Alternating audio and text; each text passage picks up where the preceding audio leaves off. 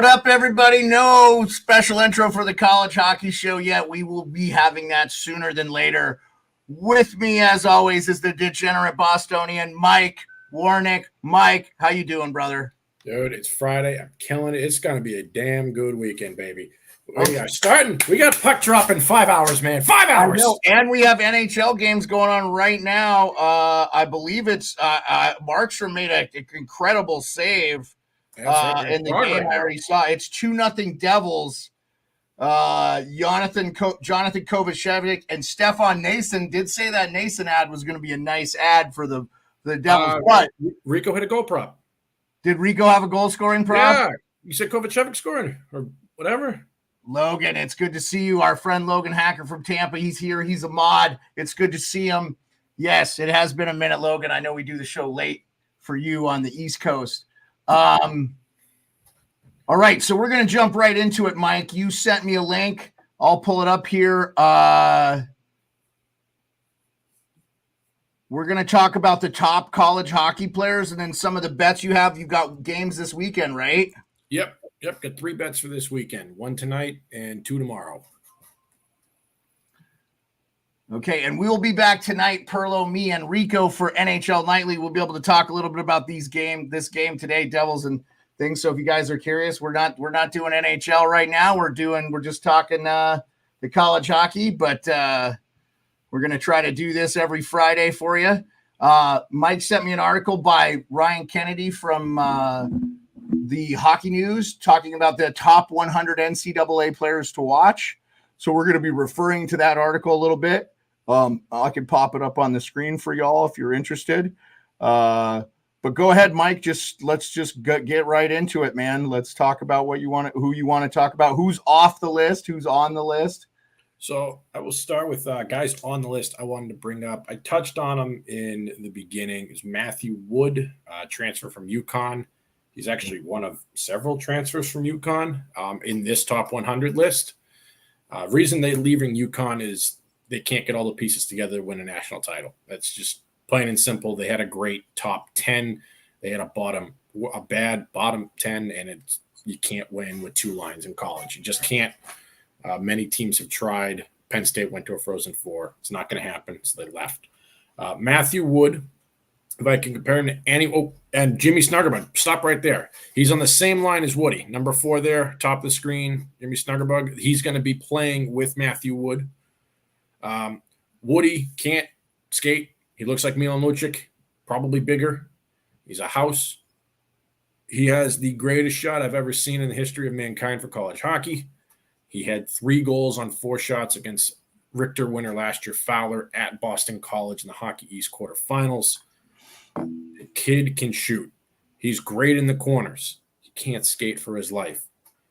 Snuggergird there is, as the Gophers call him, a jitterbug. That guy can hustle. That guy can move. And he's going to have more assists and garbage goals this year because of Wood. It's insane. So someone, if you can find goal scoring props, I haven't seen them on DraftKings. I saw a couple on MGM, actually. I was shocked MGM is going to have college hockey this year, folks. So if you're like me, very excited to use the Lion. Matthew Wood is a wonderful every night goal scoring prop. If you wanted to guess out of me, I'm going to put him at 30 goals this season. I think he's going to flirt with 60 points just because of the guys he's playing with. He's good. Beard, you are muted. But he's Matthew Wood's a guy. I apologize. The garbage truck was here. I didn't want to get Matthew goals, man. It's the sign, man. Okay, yeah. Matthew Wood is on the University of Minnesota. You're talking about Jimmy Snuggerud. He's going to play with He's Jimmy. Going to play. Yep, okay. They'll be on the same line. And Snuggerud's he's going to do wonders for Wood because Wood last year had no centerman. He had a Monty, I should say. He was a good centerman. He's not. And yes, he is related to the Amonte. We all know the NHL bruiser. His kid is a finesse player and is much smaller than his dad. But he didn't have the right tools with him. He's a Nashville pick. He's going to be a great power play specialist in the NHL, Wood. But someone, if you can find goal scoring props in the world, Wood's going to be a guy night in, night out to really think about. Real quick, I want so Wood is a guy that's off the list. He was off the 100 list, and He's off. So that was a guy you wanted to talk about. Wood specifically was off the list. Woody, I thought he was in the 70s. He might be off now. Okay, no, that's fine. I just wasn't sure. I'll get to it. He's down there because he's a sniper. He's straight up a sniper. He looks and skates like Milan Lucic. I'll sticking to on the list. And the other UConn transfer I actually wanted to talk about is Sergeyev. If you can't tell, he is from Mother Russia. They have him 16th on this list from the writer from the Hockey News. Wood, yeah. So then I know Sergeyev's on it too. He was a brick wall for UConn the last couple of seasons. He had a 51 game loss to Boston College, or 51 save loss to BC. Jeez. I was at that game, and I honestly just felt horrible for the guy. You have 51 saves, you lose 4-1. Yeah, I mean, that's unbelievable. But man, that's what makes these guys when they get to the pros so good. When you have defensive responsibility guys in front of them and stuff. The college is such a larger, broader spectrum of talent. So I mean, to compare him to another Hockey East guy, another guy that will not be on my Bruins this year, Jeremy Swayman averaged 45 saves a game at UMaine, and he had no one in front of him, and he's been pretty good in the NHL. Yeah. If I had to compare him to someone, Sergeyev bigger than Swayman, he's about 3 inches taller. He's going to Penn State. Last year, Penn State, I don't want to diss their goalie, but he was average, and you can't be an average goalie in the Big Ten. That is a very, very unforgiving conference. This year, they have a guy, he's already drafted. He was drafted out of high school, major, junior, whatever. He was drafted before he hit UConn. And he's going to do wonders at Penn State. He's going to have an actual top 4 defense in front of him, someone to look for. And again, Penn State, when you see them out of conference, this year they have the Hockey East. Look for those out of conference games. Penn State at home looks real good. They look real, real good. They do a whiteout almost every game. Unlike for football, it's one time a year. That arena, it's on TV, looks great. It's someone I want to get to. I think Mike Grinnell, just shout out Spit and Chicklets, did a tour of the Penn State arena. You could see their facilities, pretty world class. Yeah, for being as new as into the D1 hockey world as they are too. Yeah. Anyway, sorry. Yeah, they came on strong. Their club team, they just rolled it in and they hit the ground running. Sticking on the list, Jack Devine, Denver, last year's national tournament. The kid could skate. He didn't really put up the numbers, but someone I think he's going to come back. I know, was it Barnum last year really was the host. Florida pick, by the way, Devine. Yeah, he was the Barnum was for some reason the tournament winner there in my mind, but Devine will bring Denver back. Shout out to the Pios. I do think the Sun Devils are going to give you guys a run for your money. Well, wouldn't that be cool if they make the Final Four? That would be so awesome. A preseason, I have them actually making the round of 8, the Sun Devils. I hope they make the Frozen Four, man. That would be such a unique team to see there. Yeah. What a draw that will be. Not far from, St. Louis isn't that long of a trip from Phoenix, so it's going to be interesting. Yeah. By the way, the goal you were talking about, Yugon Sergeyev, he's a Calgary Flames draft pick. Yeah, they picked him before he hit the States. You look him up. He's got a pretty tragic story. Thankfully, he's here. He's not fighting that war. I'm very happy for him. Is he a Ukrainian guy? Russian. He was drafted to go fight a war, and he got to UConn. So I'm very grateful he's not on the battlefront. He's actually playing hockey. I wonder if he defected. He did. I'm not going to get into this story, but it's not a loving story. I can say that. Okay. But I'm happy for him. And that's old school. That's old school. How the Russians used to come to the NHL. He's McGinley. He's the new McGinley. Yeah. Who should be in the Hall of Fame? Sergei Fedorov, Pavel Bure, McGillney. Those guys. McGillney opened the door, though. Again, another reason that guy should be in the Hall of Fame, man. Oh. Absolute travesty. Yeah. Okay. Sorry, I didn't mean to cut you off. Oh, you're good. So those are the 3 guys I wanted to highlight that are on the list. And here are guys I'm scratching my head. I can't figure it out. They're not on the list. and I don't know how to do it. We're going to go to Maine. I'm wearing Paul Kariya today. Yep. He's the fun fact, Paul Kariya, only Hobie Baker winner and national champion to go to the NHL Hall of Fame. He's the only one to do all three. I think that's probably going to change, though. I think it will, but for right now, yeah, it's just Paul, which is stunning to me. But just I'm going to highlight. Go ahead. Sorry. These guys are actually to be playing on the same line. Taylor McCarr, he's doing a grad year at Maine. He just spent his 4 years at UMass. Yes, that's McCarr's brother. He's a forward. And Josh Nadeau, Josh's older brother Matthew, just got drafted. He left Maine.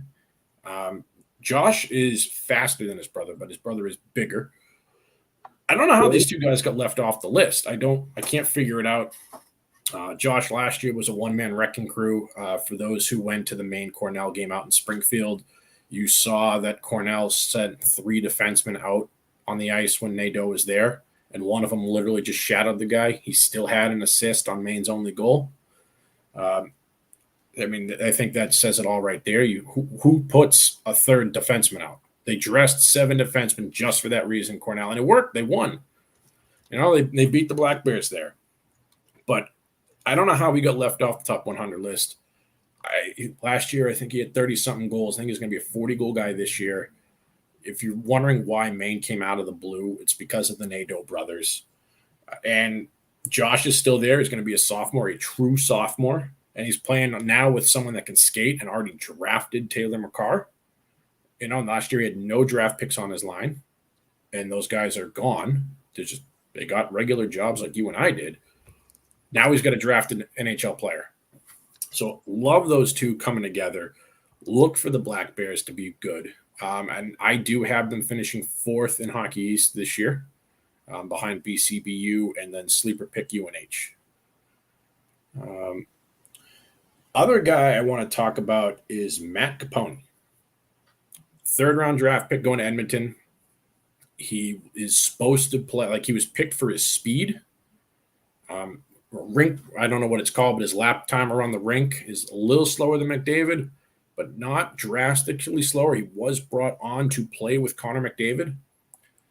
The reason why I want to highlight him is the last 3rd-round pick drafted to go to Edmonton. He's out of Michigan, was Dexter Danks. He was a locker room cancer, and he never played a second of NHL. I don't even think he played in the minors. I know he played for the Idaho Steel Panheads after he was a Wolverine, and he fizzled out. Capone was that same attitude. This year, though, he's going to be a grad student at BU. He's playing with 1st-round pick Eason and 1st-round pick Wilmer.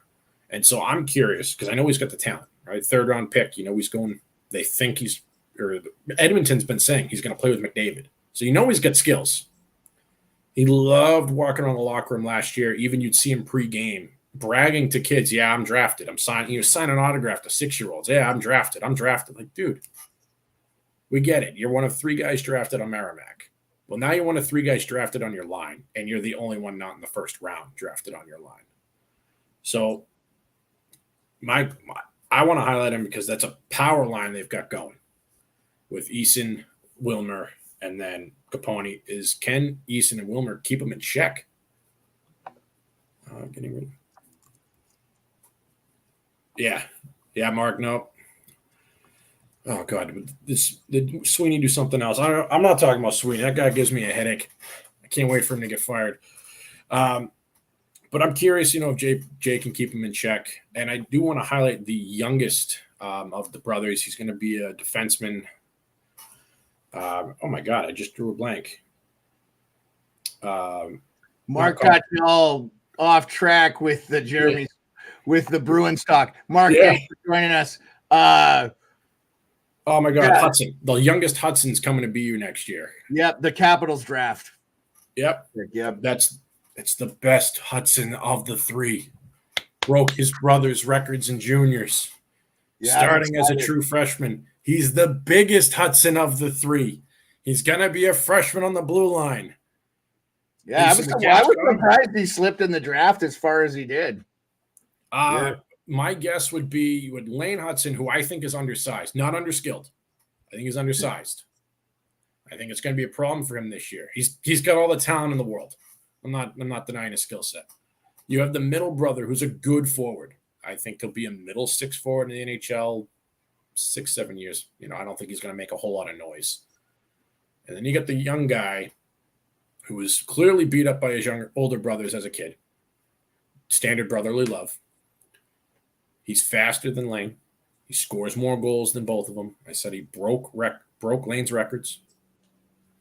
He's going to be a Capital. You have the best Hudson coming to BU next year. Big reason why BU is one of my favorites to win it all. And I think he signed a 2-year commit. Don't quote me on that, but I'm pretty sure he signed a 2-year. I don't think the Capitals are in any rush to get him. Yeah. So for those who don't know, the NHL Players Union agreed to this. So it is just like signing a contract.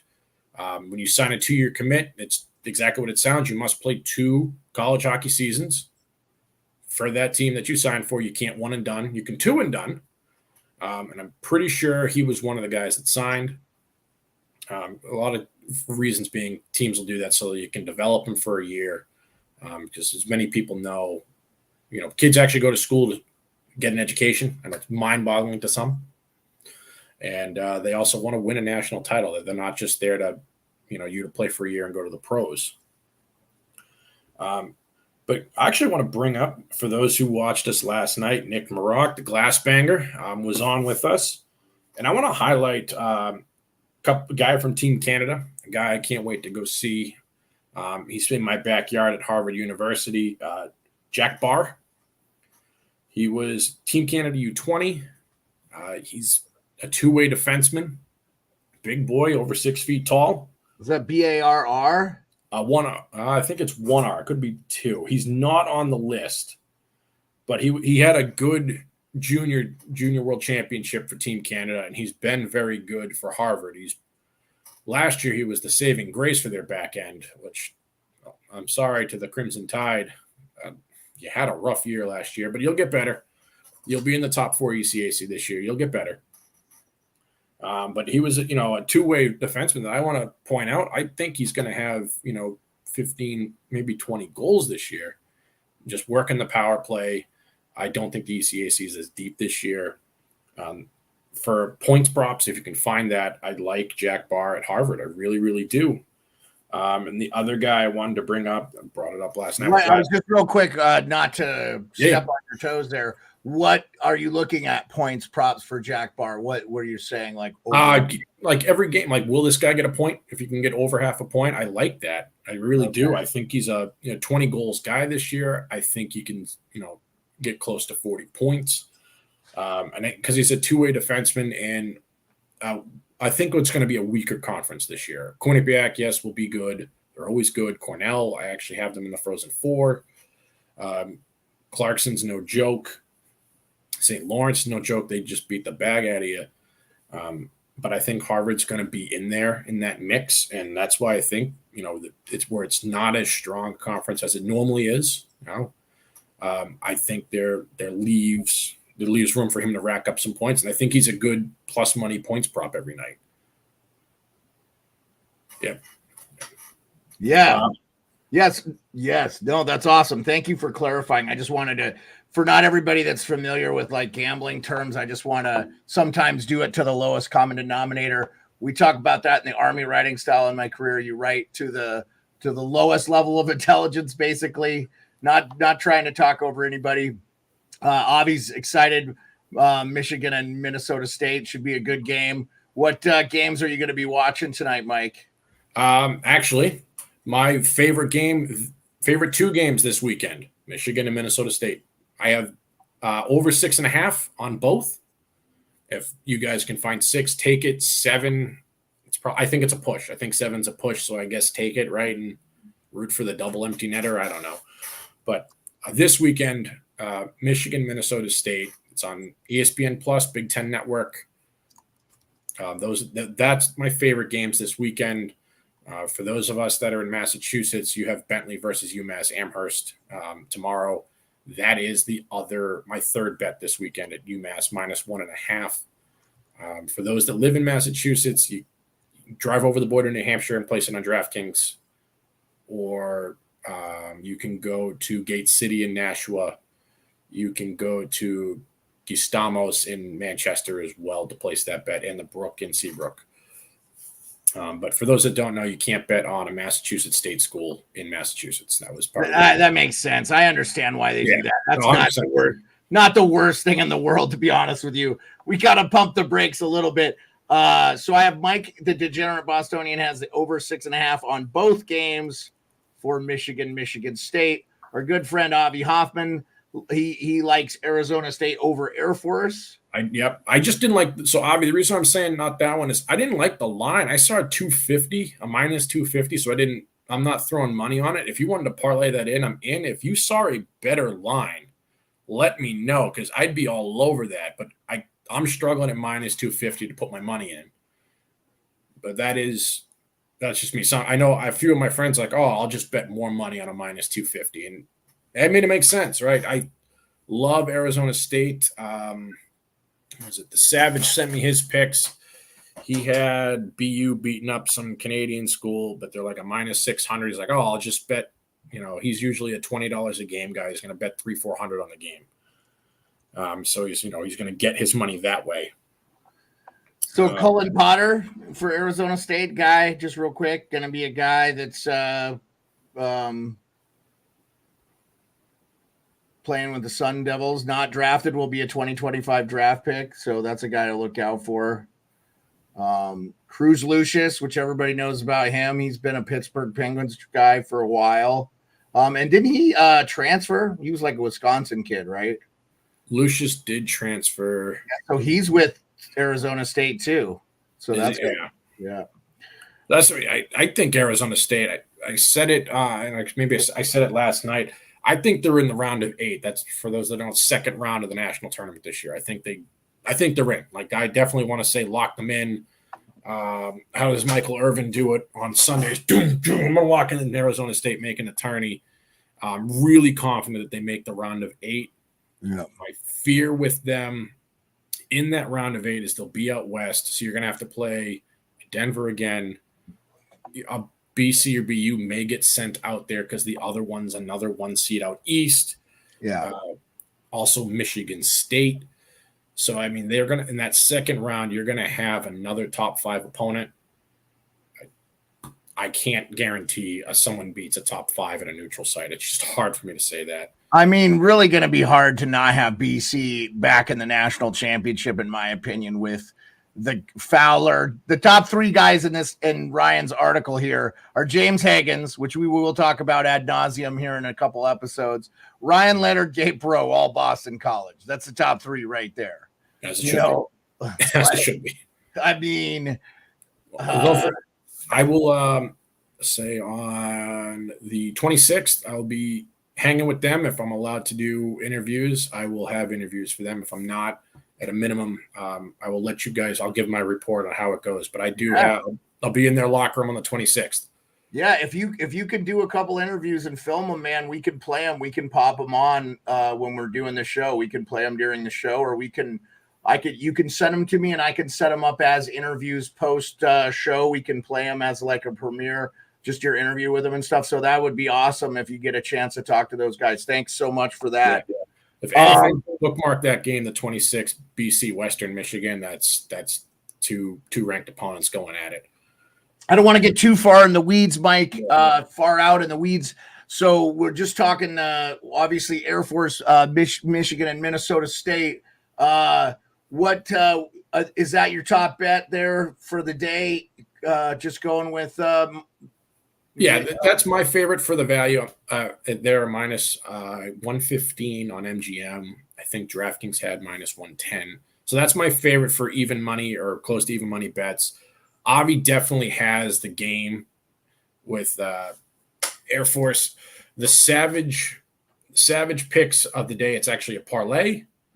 Boston University over Holy Cross. Not surprised there at all. Maine over AIC, and he does have Arizona State as well. It does come out to a minus 150, putting those 3 together.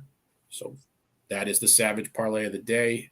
For those that wonder why he's called the Savage, he chooses not to put his nuggets in dipping sauce and chooses not to have a drink when he eats his McNuggets. Just 20 nuggets and fries dry.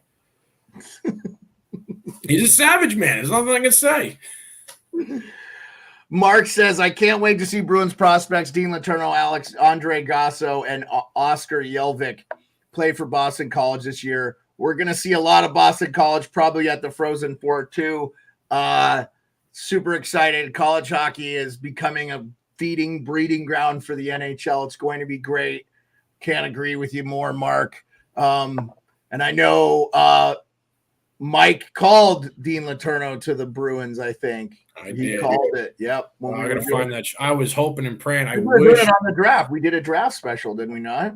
We did, and then I had to mute myself because I was on the phone with the customer. Yeah. It's all right. Well, we're gonna let you get to that because we know you have a long day. Avi's given us some NHL stuff. We really appreciate it, for you join us later tonight and see if Avi was right. He's got the Devils money line rolling right now, -150.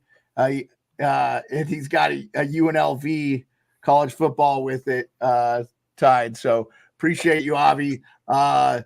Mike, this was great, man. Was there anybody you didn't get to talk about that we? I found, so it's on Kaishi. I can't pronounce the site. It's a body check or hitting prop. Okay. Clarkson versus Kinesis tomorrow. I brought him up with the glass banger. I'll spell his last name for you.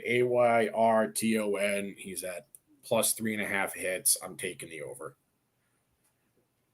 Okay, and you found it. You found your site. Yeah, people, there's a reason why I'm a degenerate. I also bet disc golf if you really want to get in there. I bet it all. If I can bet on it, I do. And yes, I have a disc golf handicapper. Okay, we're not going to get into that on the show, but we appreciate everybody coming out and doing a quick wrap college hockey.